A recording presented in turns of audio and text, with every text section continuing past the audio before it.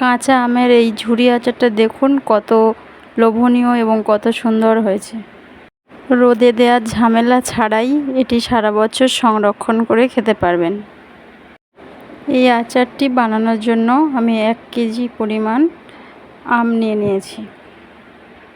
এবার এই আমগুলো জল দিয়ে ভালো করে ধুয়ে নেব।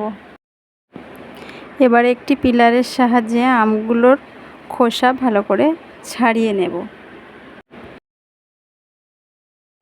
আমি এইভাবে প্রত্যেকটি আমের খোসা ছাড়িয়ে নেব।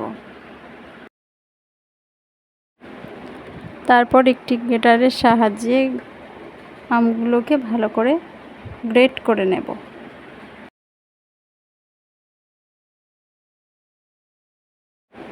এবার গ্রেট করা আমগুলো একটা পাত্রে ঢেলে নেব। এবার এতে দিয়ে দেব পরিমাণ মতো লবণ এবং পরিমাণ মতো হলুদ। লবণ হলুদ গ্রেট করা আমের সঙ্গে ভালো করে মাখিয়ে নেব। তারপর একটা পাত্র দিয়ে 1 ঘন্টার জন্য চাপা দিয়ে রাখব। মশলার জন্য লাগবে 3টে লঙ্কা, 1 চামচ 5 ফোড়ন, 1 চামচ জিরে, 1 চামচ ধনিয়া, 1 চামচ কালো সরিষা এবং 2টো এলাচ।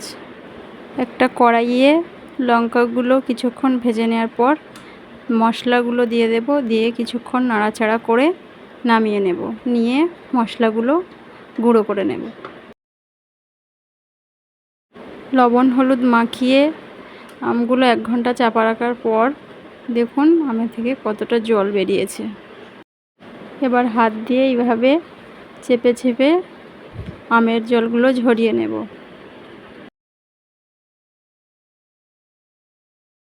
আমি সব আম থেকে এইভাবে জল ঝরিয়ে নিয়েছি। একটা প্যানে কিছুটা সরিষার তেল ফুটিয়ে নেব। একটা রসুন গ্রেট এবং 4টে লঙ্কা চিড়ে নিয়ে আমের সঙ্গে ভালো করে মিশিয়ে নেব। গুঁড়ো করে রাখা মশলাগুলোও দিয়ে দেব আর দিয়ে দেব একটা লেবুর রস। তারপর সমস্ত উপকরণ ভালো করে মাখিয়ে নেব।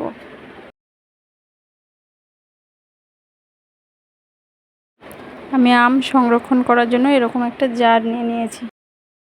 এবার ফুটিয়ে রাখা তেল আমের জারে দিয়ে দেব।